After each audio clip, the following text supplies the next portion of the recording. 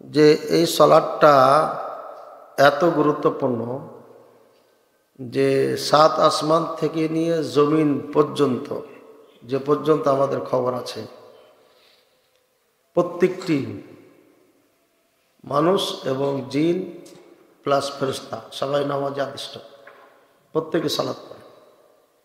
একদম সাত আসমান থেকে অগণিত ফেরেশতা সালাত অবস্থায় আছে, কেউ রুকু অবস্থায় আছে, কেউ সিজদা অবস্থায় আছে, কেউ সালাতে দাঁড়িয়ে আছে, আবার কেউ আপনার জিকির আজকারে আছে, তাসবিহ তাহলিলে আছে। রাসূলুল্লাহ সাল্লাল্লাহু আলাইহি ওয়াসাল্লাম যখন মেরাজে যান তো এই আকৃতিগুলো দেখেছিলেন।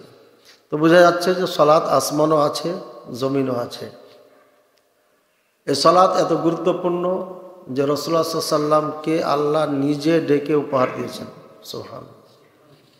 এই একটি জিনিস আমরা যদি চিন্তা করি, ভাবি, তাহলে এই সালাতের গুরুত্বর জন্য এনাফ। একজন মানুষ যদি চিন্তা করি আমি আপনি যে এই সালাত আল্লাহ তাআলা ডেকে সরাসরি দিয়েছেন, আর এই সালাত আমি পড়তেছি না, তাহলে আমার মতো পাপী আর কে হতে পারে, বা হতভাগা কে হতে পারে? আজকে সামান্য কোনো বড় মানুষ, দুনিয়ার কোনো ভালোবাসার মানুষ যদি আপনাকে কিছু গিফট করে, সেটাকে কত সযত্নে রাখে না, এবং চোখেরও দেখা যাচ্ছে।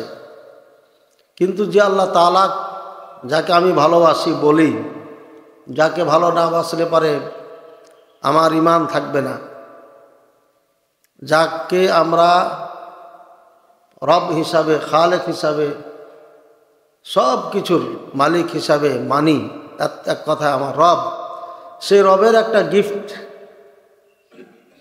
যিনি সরাসরি নিজে দিয়েছেন, এইটা আমরা কয়জনে সেটা মহাব্বতের সাথে আলিঙ্গন করেছি বা গ্রহণ করেছি? এটা অনেকের নিজের অবস্থা দেখলেও বোঝা যায়, আর পরিবারের অবস্থা দেখলেও বোঝা যায়।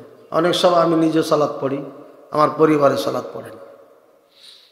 তো এই যে এত গুরুত্বপূর্ণ একটা সালাতকে আমরা গুরুত্ব দিচ্ছি না, এটা অত্যন্ত আমাদের জন্য দুর্ভাগ্য।